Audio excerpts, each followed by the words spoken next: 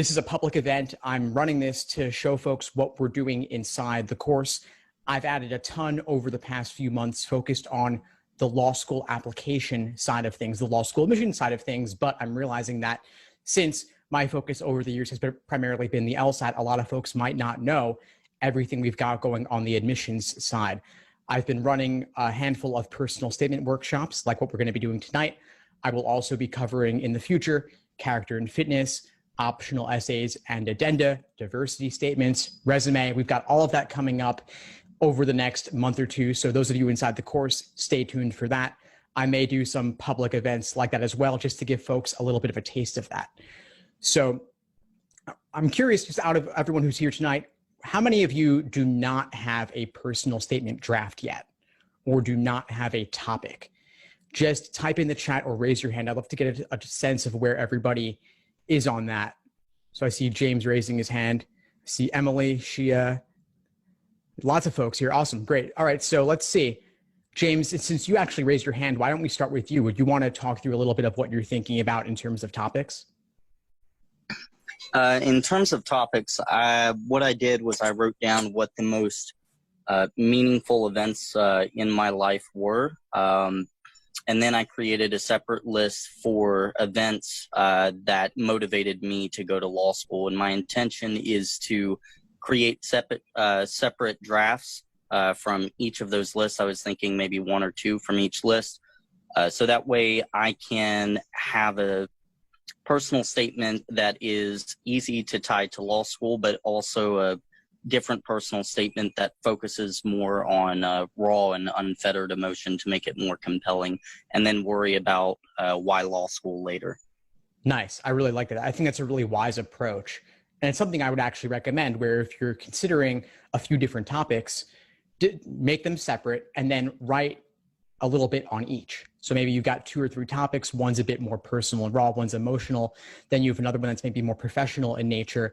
And then you could potentially bucket all 3 into different essays. Like one's an optional essay, maybe one's a diversity statement, maybe one's a primary personal statement. If one involved disciplinary action or running into trouble with the law, character and fitness might be a good route for that. Is that kind of how you're thinking about it?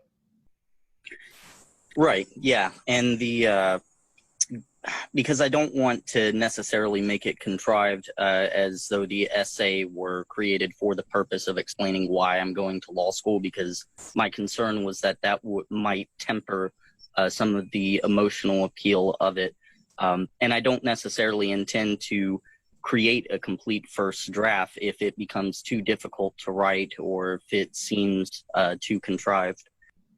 Nice. Yeah, no, that makes a lot of sense. You may find that you're not getting a lot of traction with it, but rather than having it all be theoretical, like, oh, that could be a good topic, actually seeing how far can you go.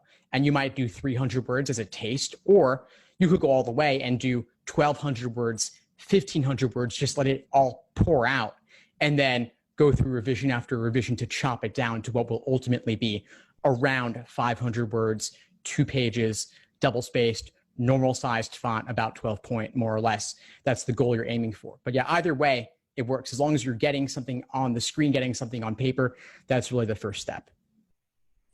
Precisely. And I have a lot of experience with writing, and not to humble brag, I've written 2 books, and what you said about just getting something on the page is absolutely critical, because all writer's block is just the expectation that the next sentence you're going to write is going to be gold. It's okay to write shit as long as it's not in the final draft, but just get the ideas flowing, the words on the page. That's exactly right. FBR, fast, bad, and wrong. That's the idea. Just get it out there and then iterate from there. Fantastic. I'd love to hear from some other folks. Naina, do you want to share a little bit more about where you're at with your personal statement? Sure. I've actually started writing about one event that I wanted to talk about, but then I thought it was bad, so I deleted that and I started another one.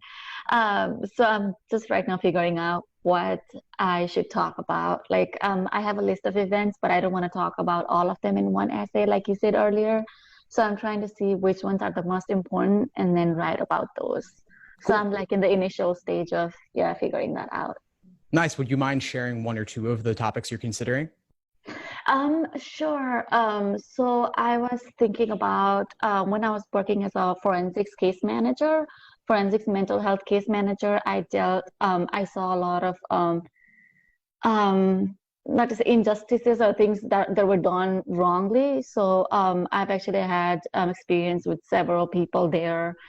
So I wanted to talk about a few stories, maybe one or two in my personal statement, but beginning the essay with my experience as an immigrant, a refugee, and then tying those experiences that I had while working at the working as a forensics case manager and what kind of experiences I had with people from that background, and then kind of tie it with why I want to go to law school and focus on immigration law.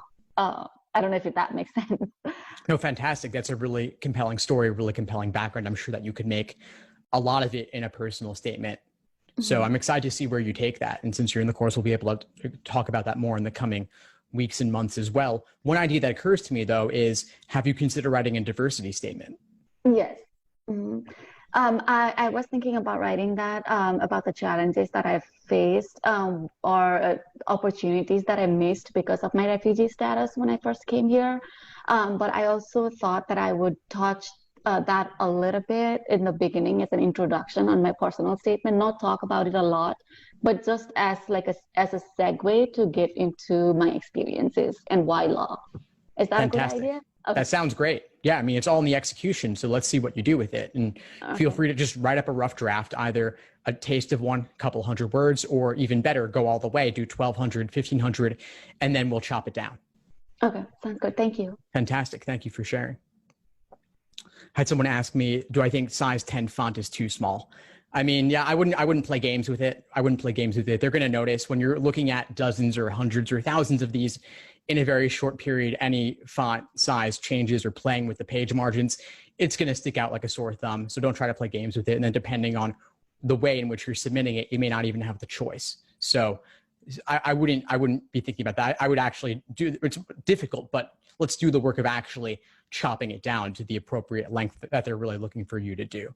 And we have an admission session coming up tomorrow as well, where we'll talk with an admission officer about things like, I know you were asking Ayana also about the resume. And so we'll talk about some of those things too, what best practices, what not to do, all of that. So we've got some actual personal statements we could take a look at. And so I think, while theory is good, practice is even better. But before we do, I wanted to talk through a handful of personal statement topics to avoid. I've written some of my own bad versions of personal statements. These are not personal. I've just made them up because I've seen them a lot. So one is the autobiography. Ever since I was 10 years old, I wanted to be a lawyer. I argued about XYZ with my parents. I always liked to read the fine print and would pester my parents with questions about what all these legal terms meant. It continued in school when I argued XY policies for a higher grade from the teacher using their own grading rubric. How clever was I? I did debate and was even on a panel with XYZ famous person. They said I was the most impressive young person they'd ever encountered. My college had an unfair policy about dining hall meal plans that I got changed. Now in my job, I advocate for XYZ by helping clients navigate policies, loopholes, all that bureaucracy. Most recently, when my parents had a hard time getting out of a cruise booking during COVID, I found the fine print that got them to give us a full refund of the deposit and everything. There are a lot of problems with XYZ policies on the national level, and I want to change that. I will bring perseverance, diligence, and hard work to whatever I do. Based on my previous professional and personal experiences, I am confident that X School of Law is the best place to achieve my goals. Thank you. So I hope you realize that there are several terrible problems with a personal statement along these lines. Most of it, obviously, I would scrap entirely. If I were to look for the little gold nugget in this that could be expanded upon, this person has helped clients navigate various policies, loopholes, bureaucracy.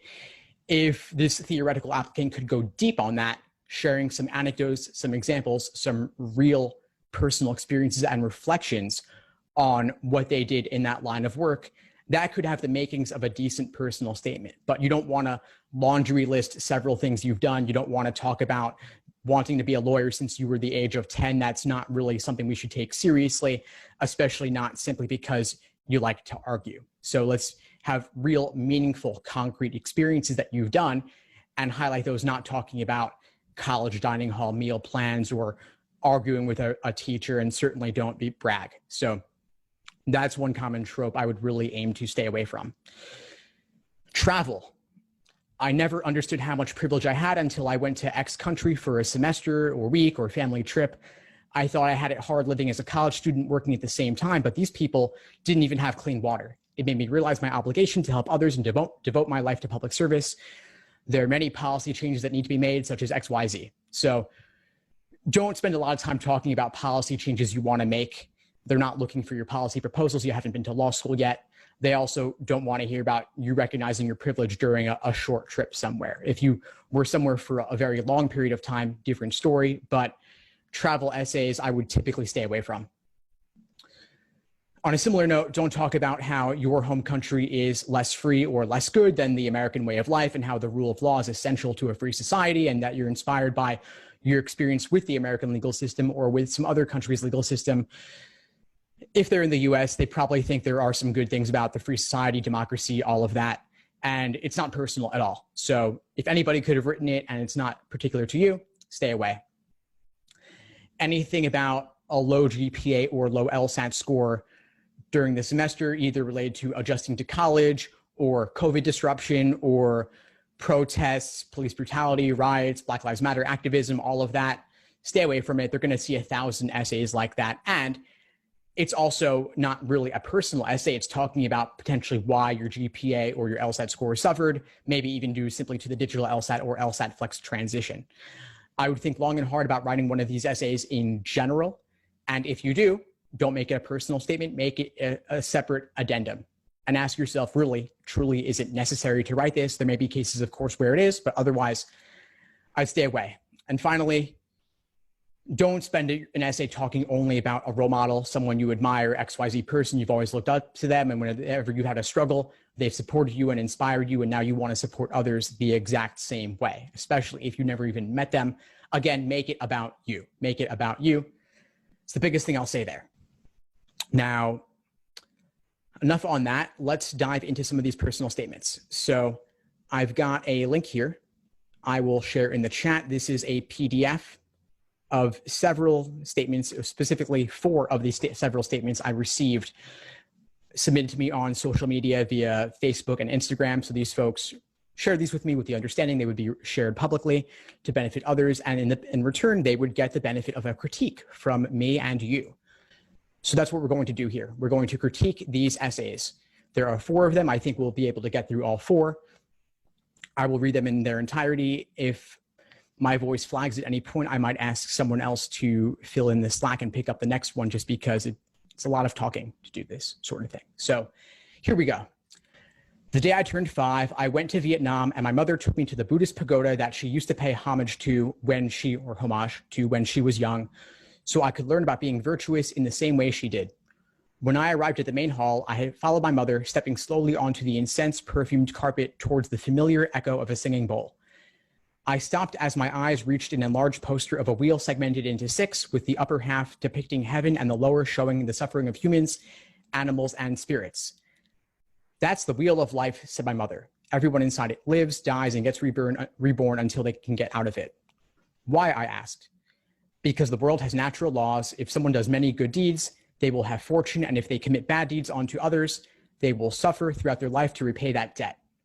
When someone no longer has debt, they will be freed from the wheel, she explained.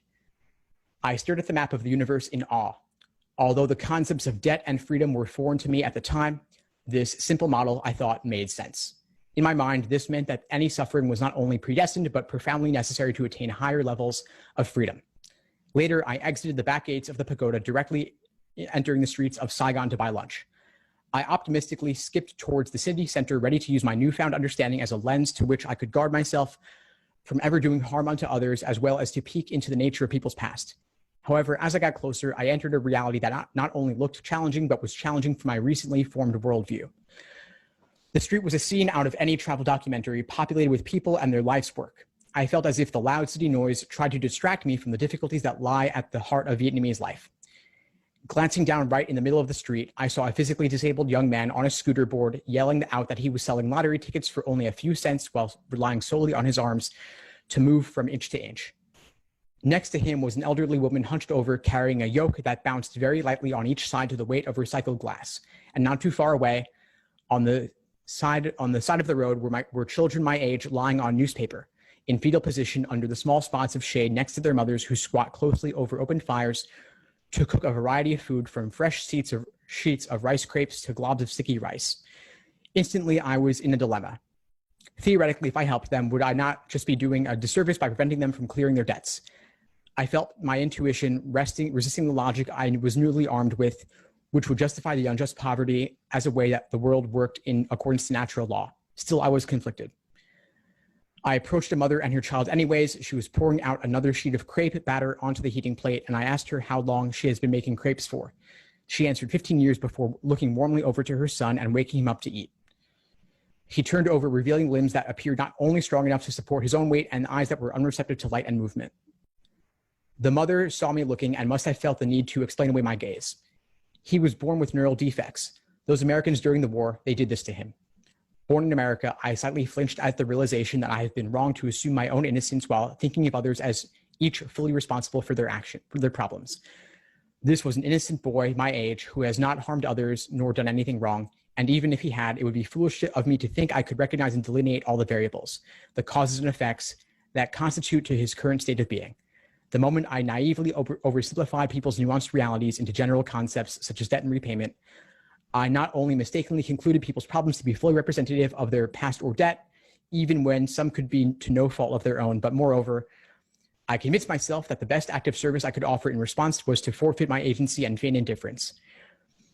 My perspective on people has benefited from the recognition that every choice in history belonging to an individual is full of subtlety, and my experience with getting to know the hardship that takes place in my ancestral land serves as a reminder that as I enter the field of law, I cannot make unwarranted presumptions about others, but rather be sensitive and attentive to their story. Pursuing virtue, I realized, was not necessarily about non-intervention, but precisely the opposite. In a society like Vietnam that lacks the healthcare systems, safety standards, and courts to raise about such civil support, I'm reminded that my duty is not to accept the norm and silently feel guilt, but rather to reclaim my agency and utilize it to bring about positive changes in the lives of those around me.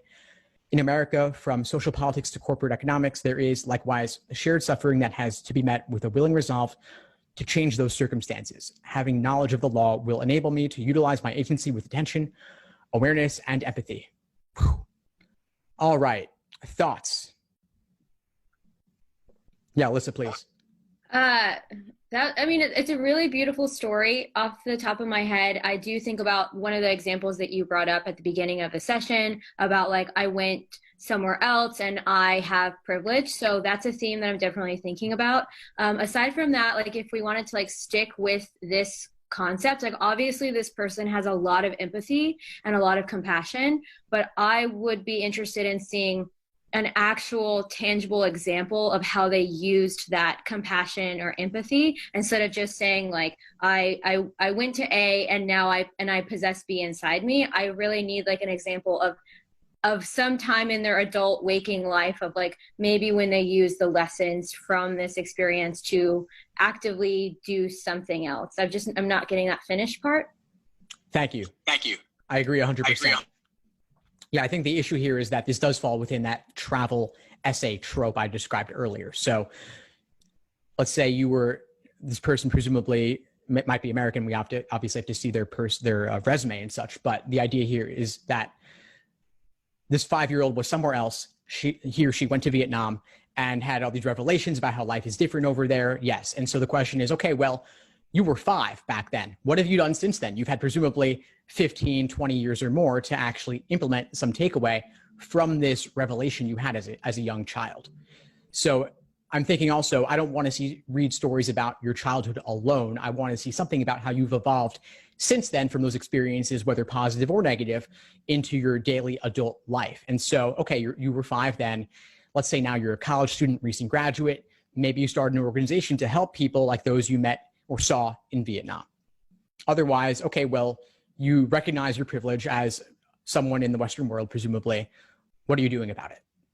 And I'm not seeing that. And I would imagine it's there. I mean, the person, obviously, they said, intention, awareness, empathy, and I believe that. I don't think that this essay was written simply for brownie points. The question is, so let's see that next step.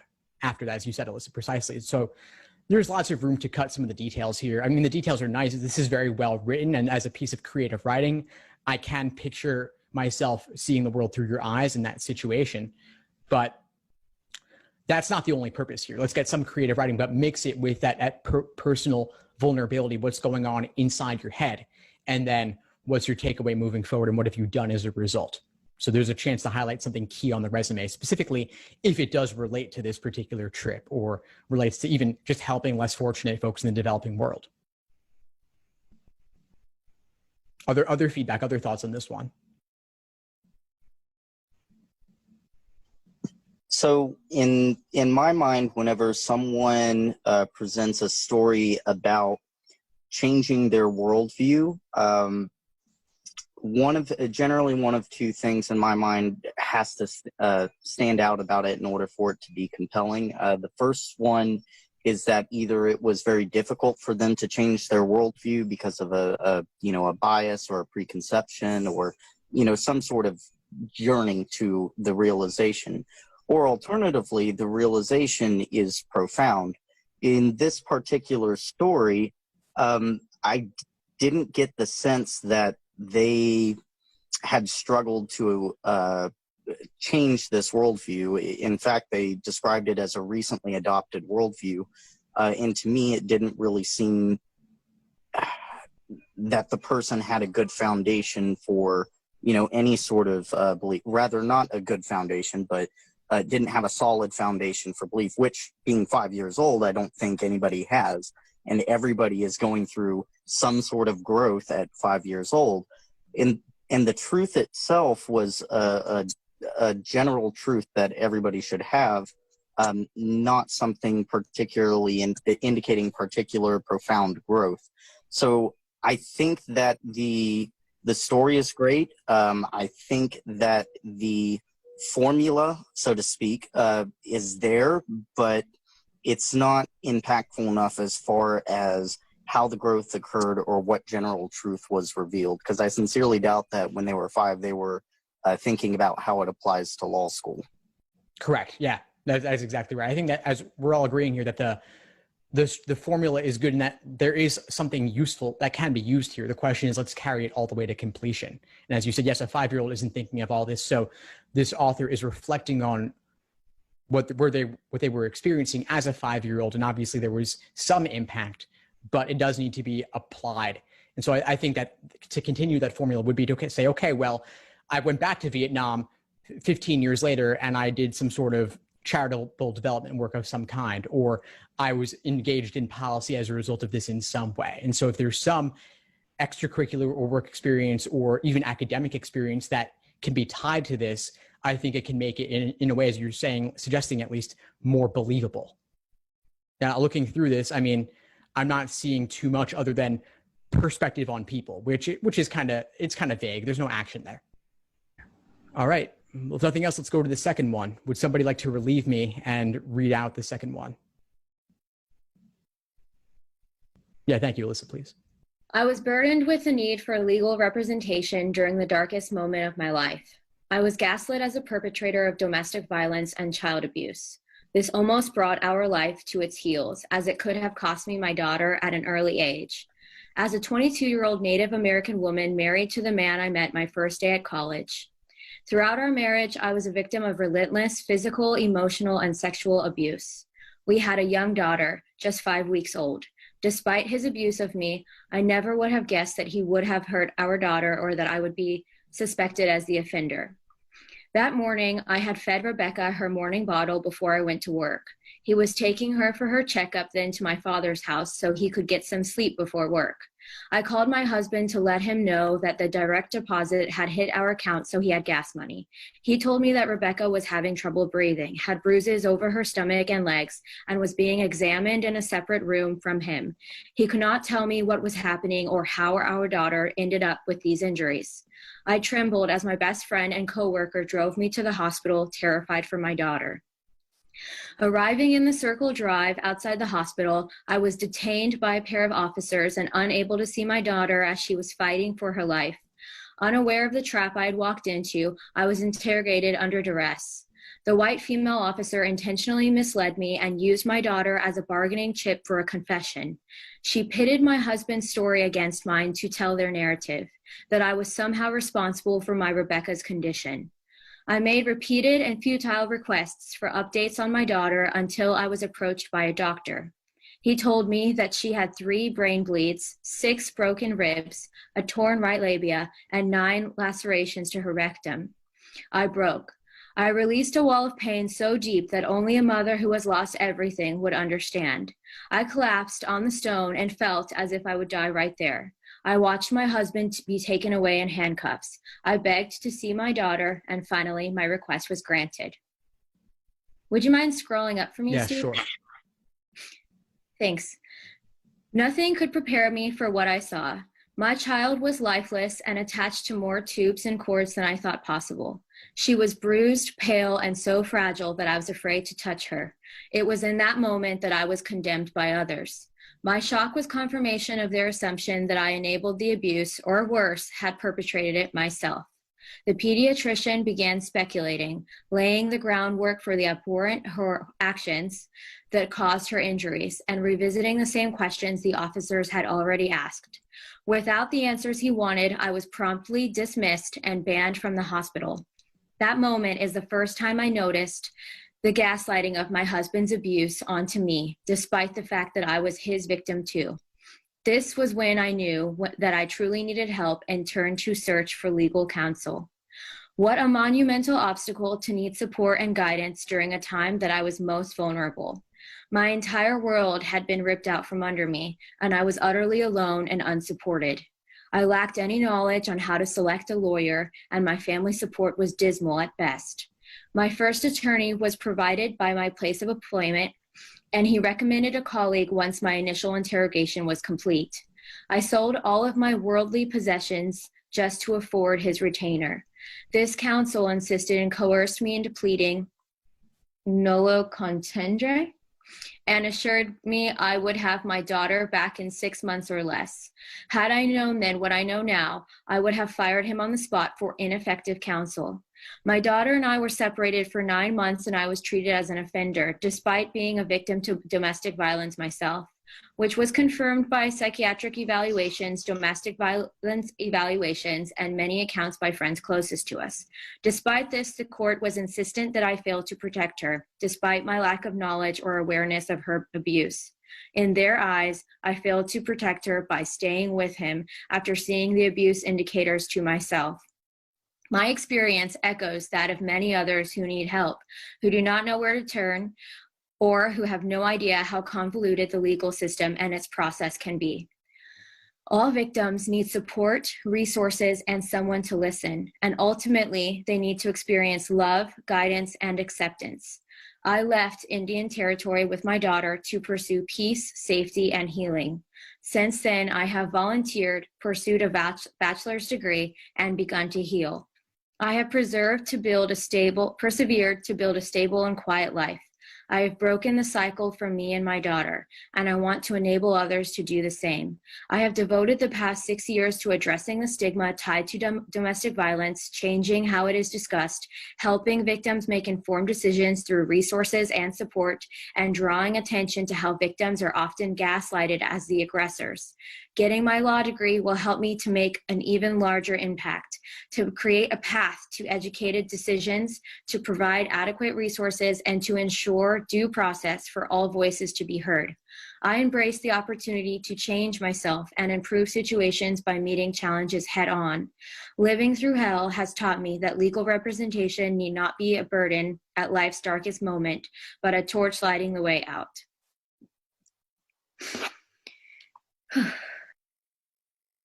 Wow. Yeah, powerful statement. Thank you for reading that. A lot going on there. So this statement, this person's clearly a strong person who's been through a lot, most that at least a lot of folks can't even imagine, I'm sure. And so the question is how to tell this in a way that seems appropriate to the task at hand. I think that there's so much going on here that I would wonder if this person might want to divide it into multiple statements, just because it's a lot taken it at one time. but it's powerful. And I think this is a great material here. And just kudos to this person for being open and honest enough to share their story with others as well. Anyone have thoughts on this they want to share? Well, I have an actual particular question on this one, not necessarily related to content, but I'm presuming from the essay that she pleaded no contest for a particular charge. So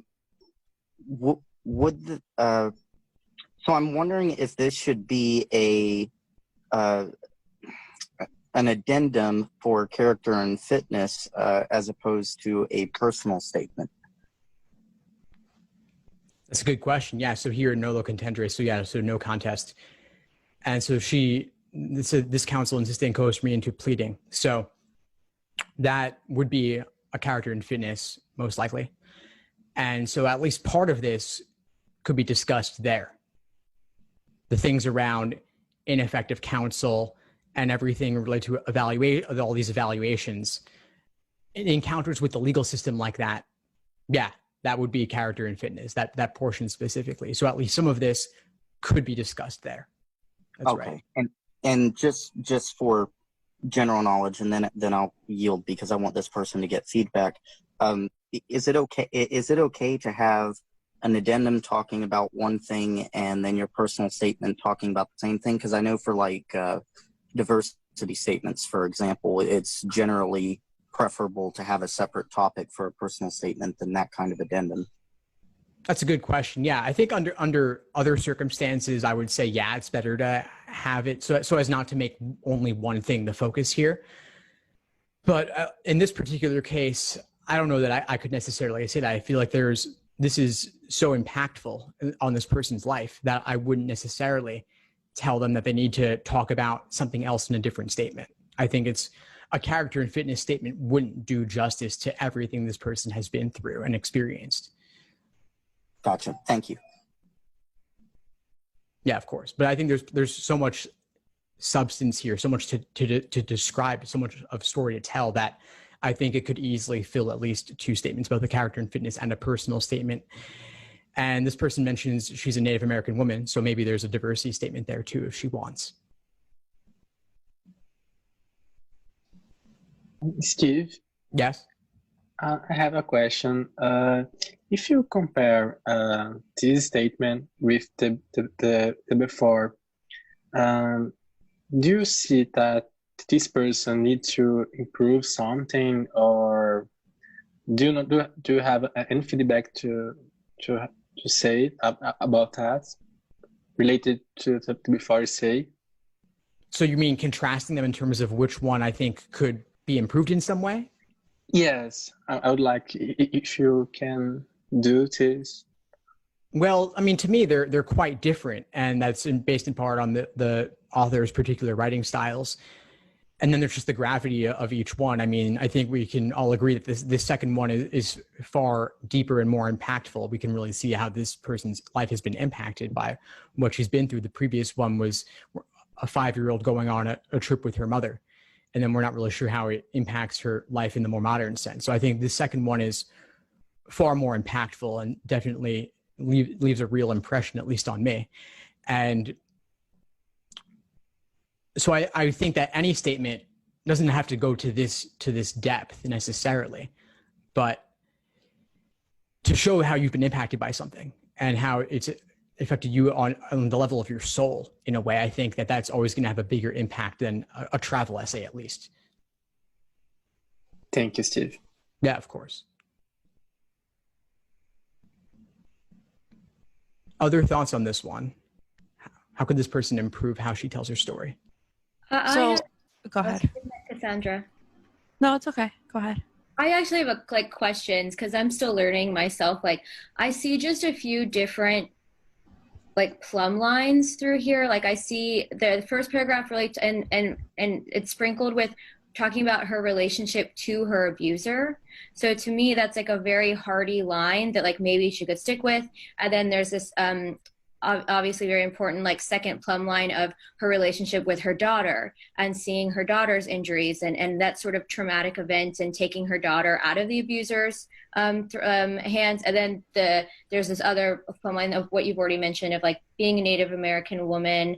And also at the end, in the last paragraphs, speaking about all the actual action that she had taken and ways that she had overcome and transitioned all of this pain into maybe some actionable items. But to me, the relationship to the abuser is a little bit different than the relationship to the daughter. And I would ask if maybe take one of those and really develop that, and instead of trying to tell both of those stories.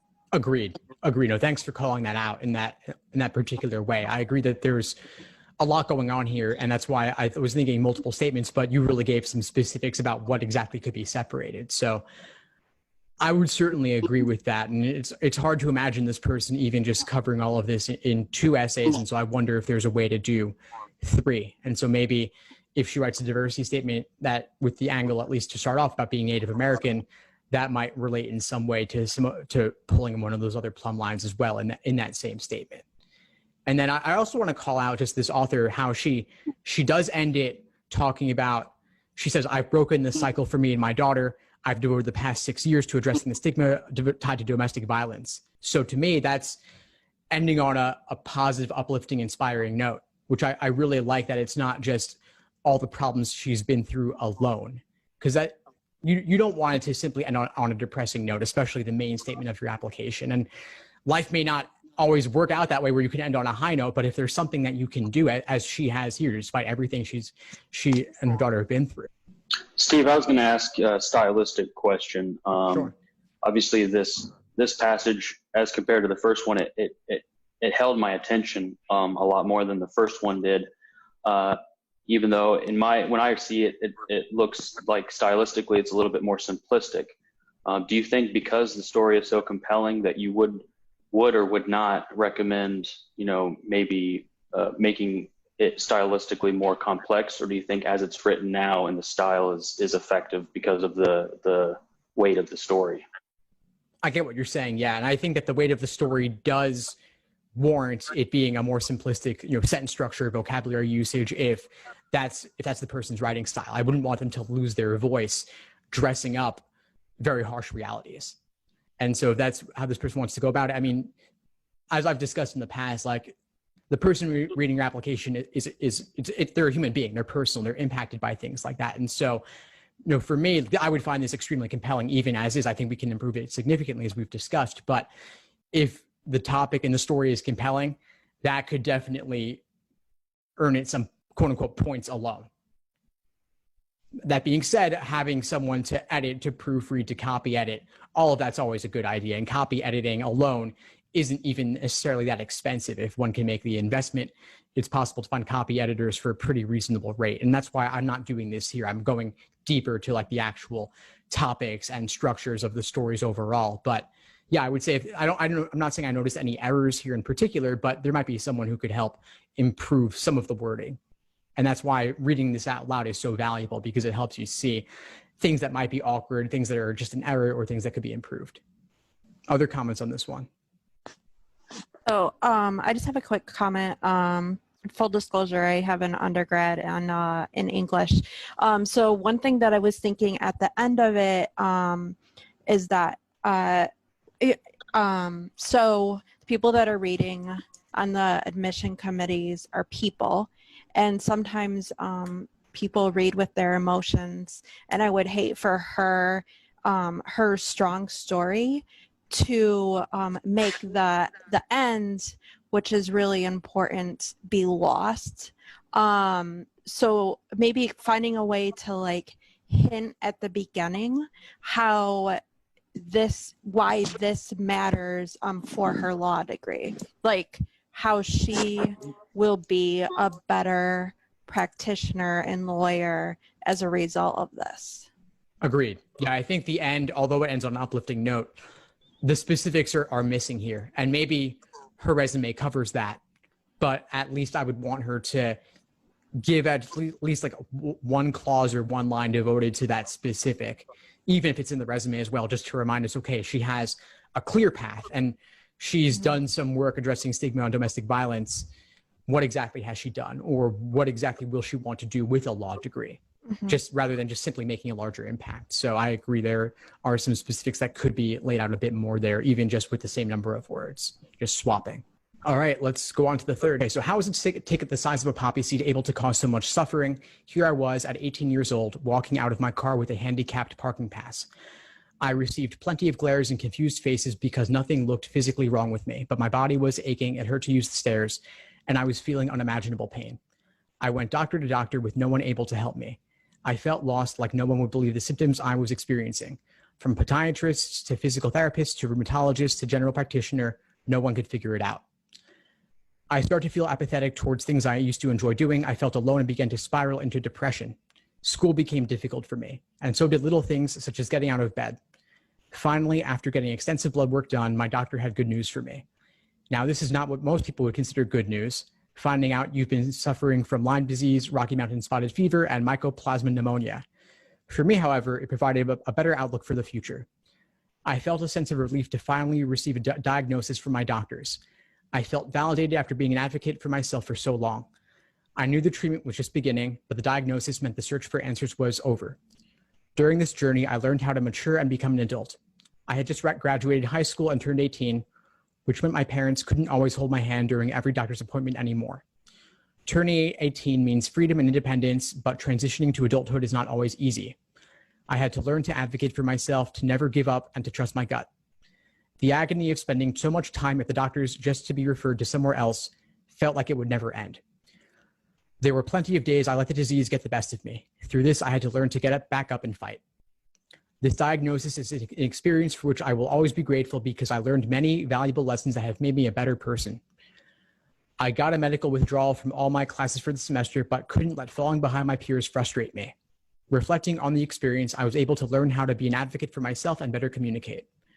Being a shy kid growing up, I avoided meeting new people and stepping out of my comfort zone. I was reliant on my parents to hold my hands through life, but this experience showed me to speak up for myself.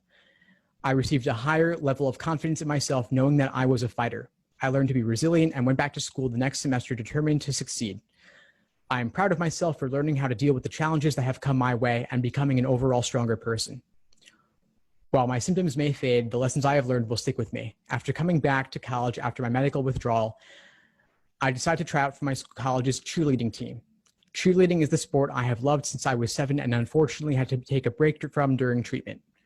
Through my determination, I was able to make the team and push through relearning some skills. Being able to participate again in the sport I love at the collegiate level has helped me to recognize the emotional and physical strength I have gained. I hope to continue challenging myself during law school. I have the strength and knowledge to get back up and succeed after hitting rock bottom. I am now motivated to be an advocate for my others. I found my voice through my diagnosis, but not everyone has the resources that are needed to speak up for themselves. Through my college coursework, I have been able to explore many aspects of the legal system. Now I want to study criminal law and be a public defender. I want to help give a voice to those that our system is leaving out. Okay, thoughts? Emily's saying what? Emily's not a fan. It's because they're talking about medical stuff, and I was like, okay, maybe they weren't told to leave the addenda in the addenda section. And then they get like back to coming from cheerleading, and I was like, okay, so this is like an athletics kind of essay. And then I got lost again because they're talking about criminal law and a public defender, and like getting that from being unparentified, we're changing directions like 3 different times. Yeah, agreed. I mean, not to be too harsh on this person, but this is kind of like random stuff about me, like starting off with the Lyme disease and other things, and then just kind of, okay, well, here's some other stuff you should know, like the lessons I've learned, and then I'll do cheerleading and I'll do criminal law, and I don't see too much how they tie together. Yeah, so agree there. I don't mind being a little bit more critical on this one, just because I think sugarcoating it isn't going to serve anyone here. People need to know what's wrong with this one in order to help everybody improve. So it's in that spirit. This is meant to be constructive criticism, But I think that the point about doing multiple statements around these, I think is well taken. Yeah, I think if you just cut like the top part of the essay, I would be like, oh, they're gonna do like defense work for people, or rather plaintiffs work for like medical malpractice cases and talking up for the patient. And then we get down to public defender. I'm like, where did this come from? They need to talk about criminal law or what they did in college that has to do with criminal law. Did they intern for a judge? Did they where did it come? Yeah, I think if we stop here, like at the end of this paragraph is like takeaways. This diagnosis is an experience. I learned X, Y, Z. I reflected, okay, well, if you hammer out exactly the lessons that you learned, I mean, so you said that you were shy and you were maybe advocating for yourself. I think that was mentioned. Okay, so give me some examples of that. And then all the other stuff, that's separate. That's like, okay, well, I had to take a break from college for a semester maybe. And that kind of took me out of the running in terms of like my transcript has a gap. Explain that somewhere else. Brief addendum, matter of fact, to the point. But go much deeper on the medical stuff. Medical stuff is also tricky. You don't want to be, again, solely negative, but if you really highlight some experiences, that'll at least, I think, put this in a much better place. I agree with Elisa. Like the telling is too much. The showing needs to be like more examples or like situations. Yeah. Let's hear more on that. One question. I don't know if you can hear me. Yeah, first, Alyssa, do you want to share more on the show, don't tell?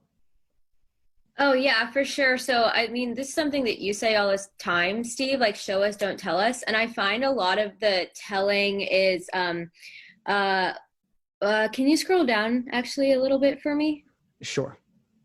Okay. That should be great because it's all right. So even something like a sentence like, while my symptoms may fade, the lessons I have learned will stick with me. A sentence like that, I feel in a personal statement is not necessary, because if you do show us what you're doing, like the people reading these are very smart enough to say, oh, this lesson is directly how they have applied themselves from what they just said previously. So there's a lot of sentences like that in this particular statement.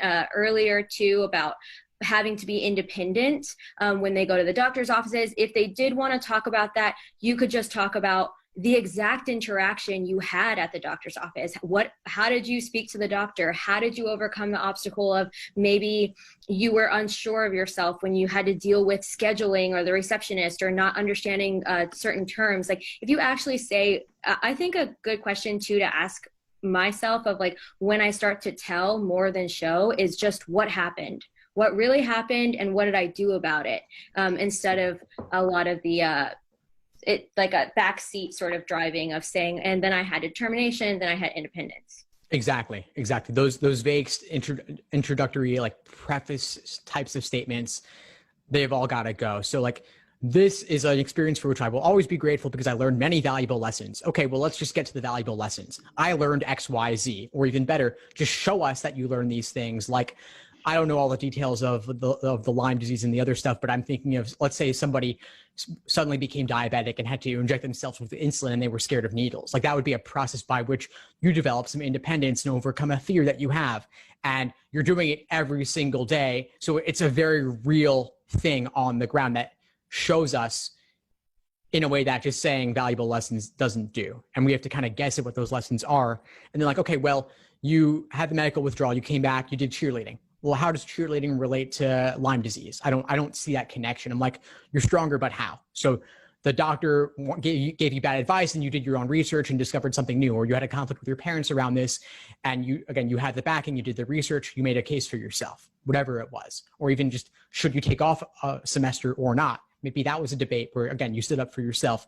You advocated for what you thought were your best needs at the time. I know there was someone else who had a comment or a question they wanted to share. Feel free to unmute yourself and ask. Yes, can you hear me? Yes, I can hear you great. Thank you. Okay, I just want to ask, if she started the essay talking about the medical condition and then how she bounced back and became a college athlete, would it been okay, or it's already too much, like two different directions? I think it's okay. I think that in a way that the cheerleading could serve the goal of ending on a positive note, especially if there are lessons learned from the medical withdrawal during that time away that then informed, again, like the bravery to try out for something, taking the risk involved, if that was something that was true for this author. And how could she bounce back and this from how you relate to law school? Because I think that's what she tried to do, but she didn't do a great job with. How could she do better to transition this to how you apply to law school? That's an excellent question. So one idea that comes to mind for me here, just as a starting point, is at the end, I'm now motivated to be an advocate for others. Okay, so why? Again, tie it back to the medical experience. Where did she need to advocate for herself there? Or where, had she not had the wherewithal to stand up for herself, maybe another patient in a similar position would have suffered as a result of failing to have that confidence. And so people like that who may not have the knowledge or may not have the experience or just the strength of character or the drive to do that or the extroversion, whatever it is, maybe they need an advocate like this future lawyer to help them in that process, to help them navigate bureaucracies, to navigate red tape, whatever it was.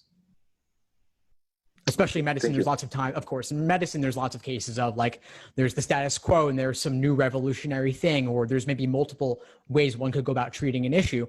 And there's the default, and then there's whatever you discover and you push for. So I could see that potentially playing out here or in other medical focused essays. And I wouldn't always want people to write a medical focused essay. If they have another topic might be better.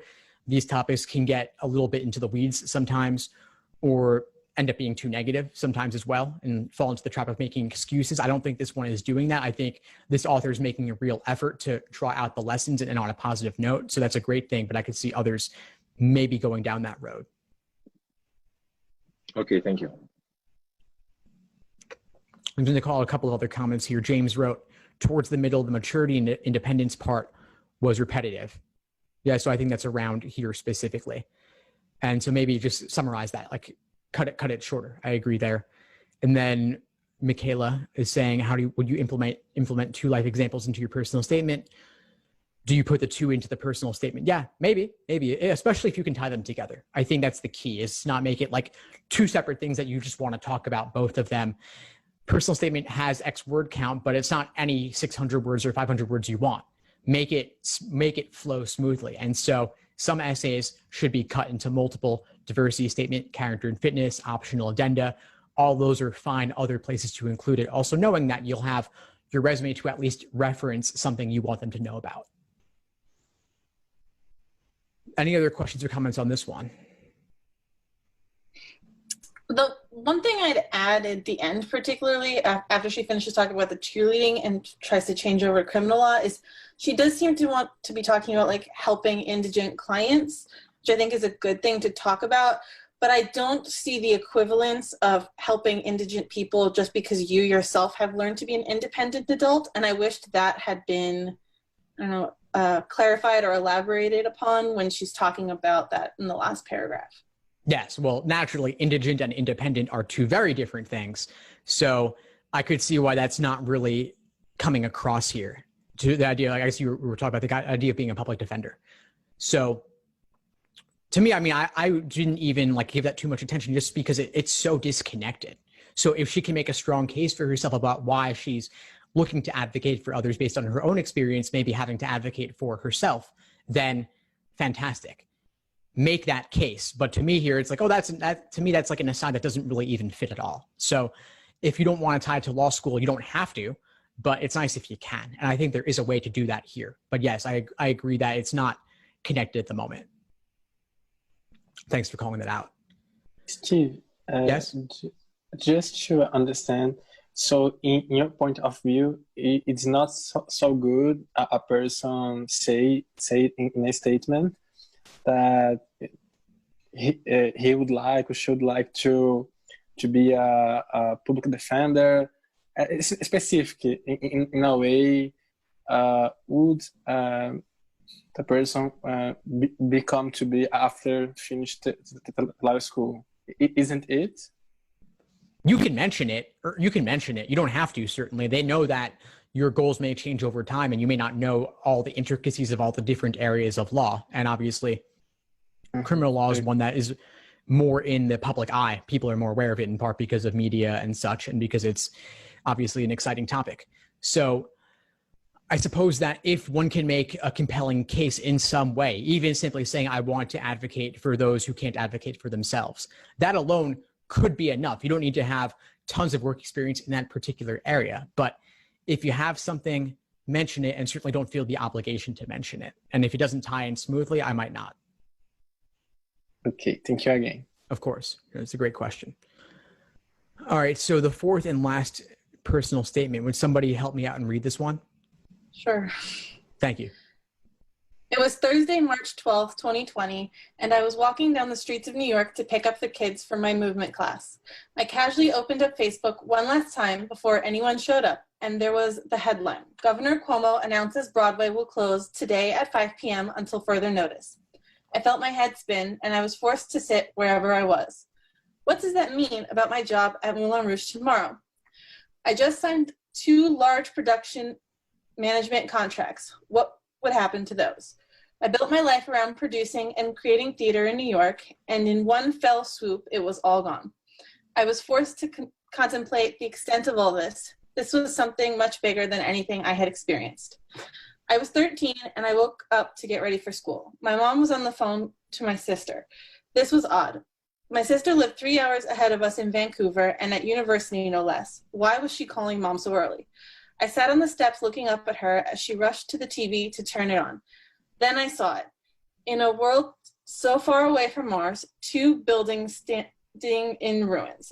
The moments that followed are unclear.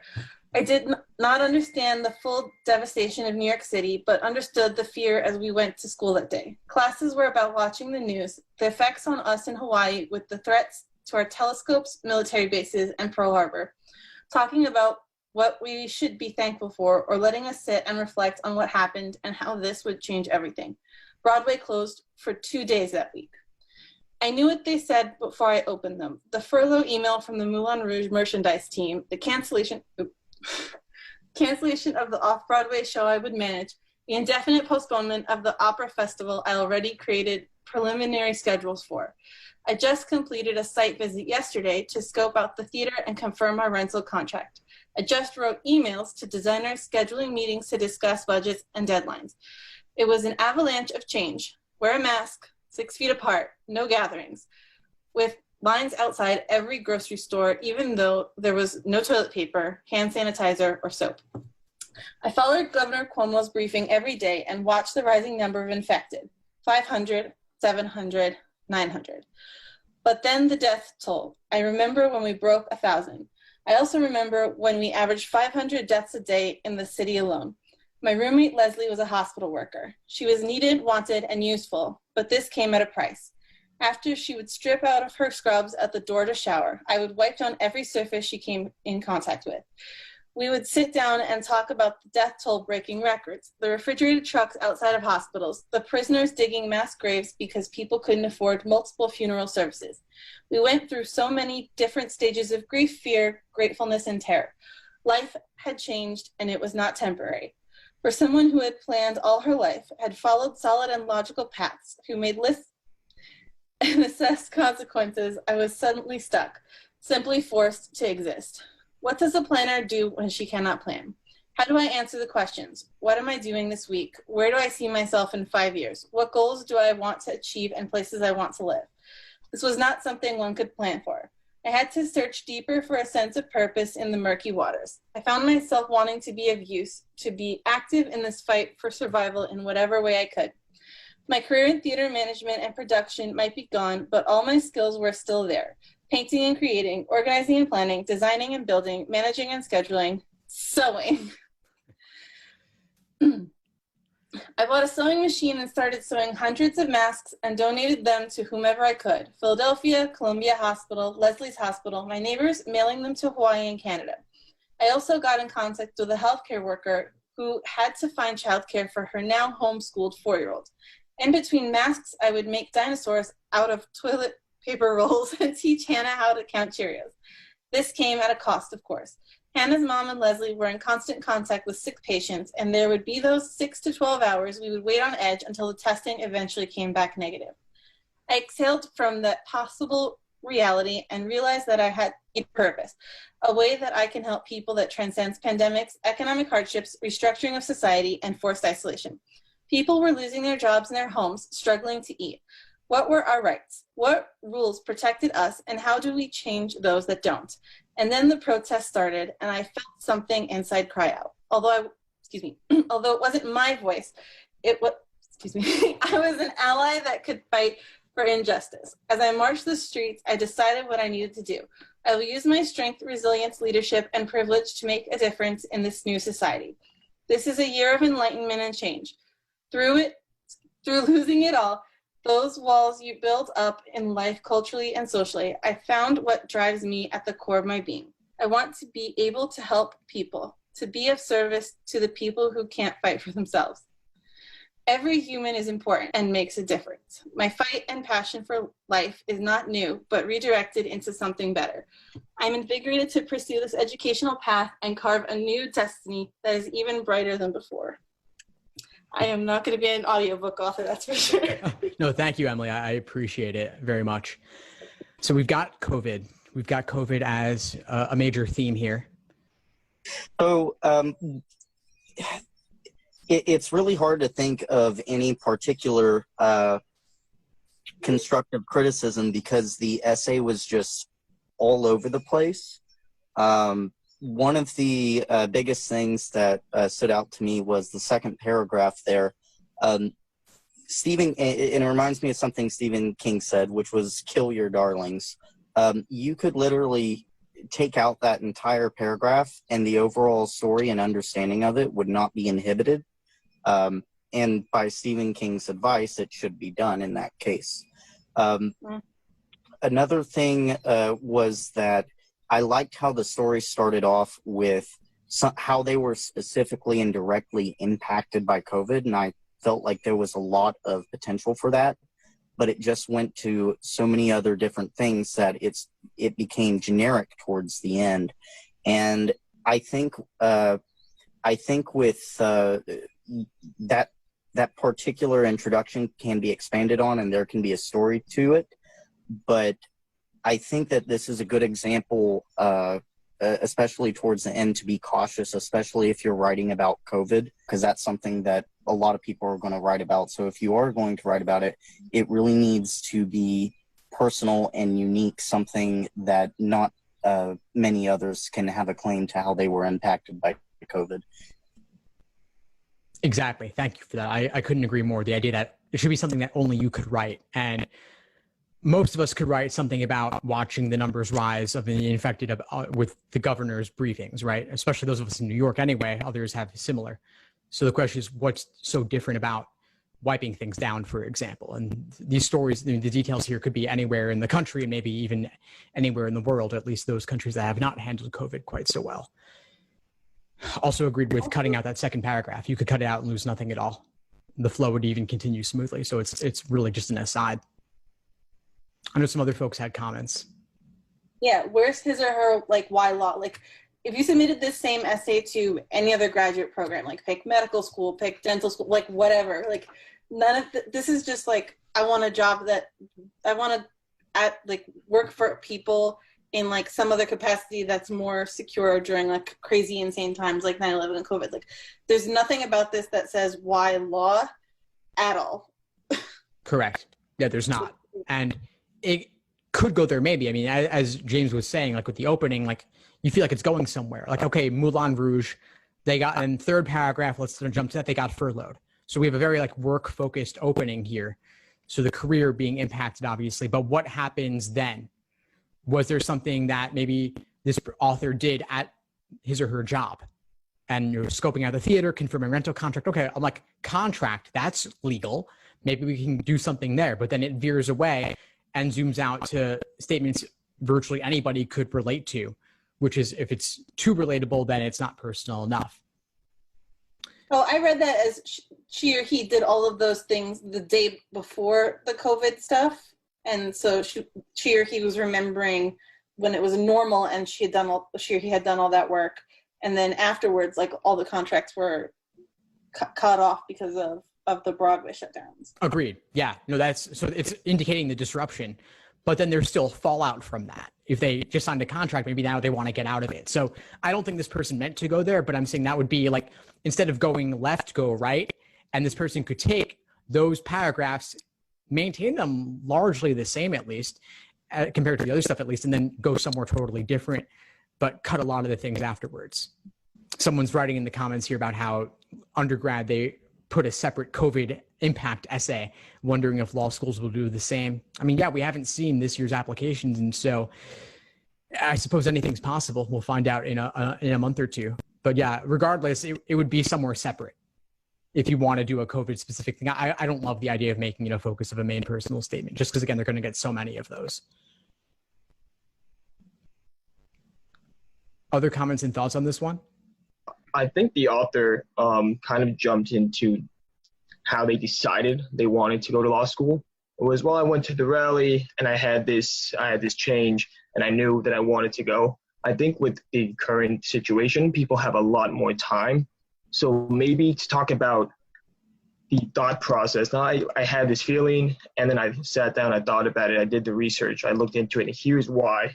Here's what I felt after I had this feeling. That feeling led me down this road, and this is why I'm writing to you about it. So you're referring to that last paragraph, correct? Yes. Yeah. So I'm glad you brought that up, actually, because it was kind of like an ending point, next steps kind of thing. The author concludes, I'm invigorated to pursue this path and carve a new destiny. It seems tied into the passion around, I presume, what this author is referring to as Black Lives Matter, marching the streets and such. So if it is in fact that, then it could be a separate statement, potentially. I just don't see it being that much tied to if the author does continue with the Moulin Rouge work and what happened there. But talking about protests and current events and marching and related to that, okay, well, again, this, as you said, this is like a temporary thing in the short term. What's continuing going forward is my question, in terms of, is this impacting career goals? If so, that's totally fine. Just iron it out with specifics. Yeah, like you could be doing social work, you could be doing a criminal justice master's degree, you could be doing a psychology, like you could be doing a police science, like that doesn't specifically say law. I thought about the current events and therefore X. X doesn't have to be law in BLM. It could be race relations, it could be communications, it could be political science. It was just it got more abstract as I kept reading, and I was like, oh no. Right, yeah. And if this author does have some legal work experience of some kind, that will strengthen the case for law school, but I might mention it to make some of these vague statements more concrete and then remove the vague statements. So basically just swap it around again is what I'm saying, but to tie it into the excitement of the short term, what's been going on the past few months, it may not continue for everybody into the fall and beyond. So the question is, if this is something that this author is passionate about, let's make that case in a more convincing way. And also, and I don't know if this is like a personal pet peeve of mine, but like, do you want to be the kind of person who is expressing that they're a reactionary in your essay, which is kind of how that comes off, like, oh, I only thought about this as protests got bad at that point. Because what happens when you're in like your 10th day of reading documents that you know, if they go into Big Law, for example, that you want to like make sure which ones are privileged or not, and you don't have that exciting feeling, like, are you going to drop out of being a lawyer because that's your reactionary type personality? And I would sort of worry about their long-term happiness in a profession that if this is how they're already starting off. I like that a lot. Yeah. Something to be needed. Yeah. I made a similar point in my workshop this past Thursday. Inside the course, I was talking about how a lot of people have recently become very aware about police brutality, Black Lives Matter, and all that. And so if you don't have the work experience to back it up prior to that point, prior to this spring, let's say, or summer, then it's not going to mean as much to them.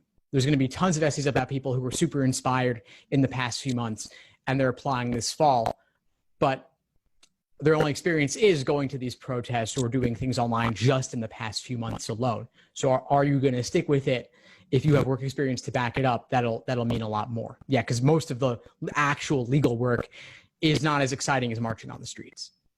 And if I could answer the question about reactionary, I think it's okay in this particular instance if she didn't say that, well, this ended my career as a planner, which honestly I found that a little bit hard to believe because this is temporary. It will certainly have an adverse impact on your ability to do any jobs, but you will eventually be able to re-enter that field. So if she were to say something like, I realized that as much as I love this job, it's unstable at the present time, and I had to make a hard choice about, a career decision, and law school is the best decision because XYZ. And, and to do that in a way that isn't so telling, but kind of shows, but I kind of think it's a bit difficult to do. So I'd say you can do it.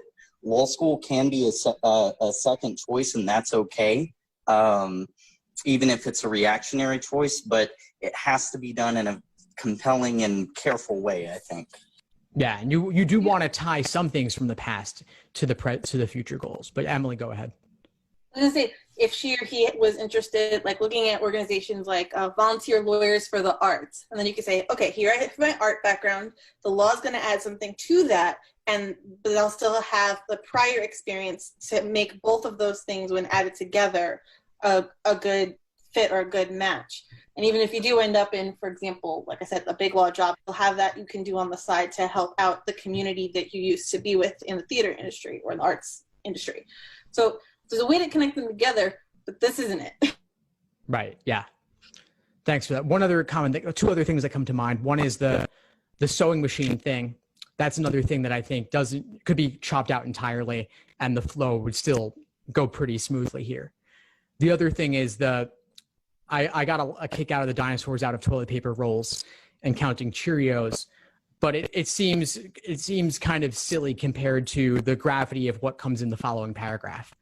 And so I don't love it that I think one tone or the other, or at least have a smoother flow from one to the other. Not you're making me laugh, then you're making me feel passion for justice, right? Like those two things don't really seem to be of the same level of gravity. And so at least some separation or some transition, or since I don't see the sewing masks thing tied to the rest of this essay, I would just chop it out altogether. And maybe that's a line on the resume, or maybe it's a separate statement, although I'm not sure. I mean, hundreds of masks, that's impressive. That's great. I mean, that could be a separate essay, maybe, but it could also just be a couple of lines on the resume. Let's see, any other final comments or questions or reflections around this essay?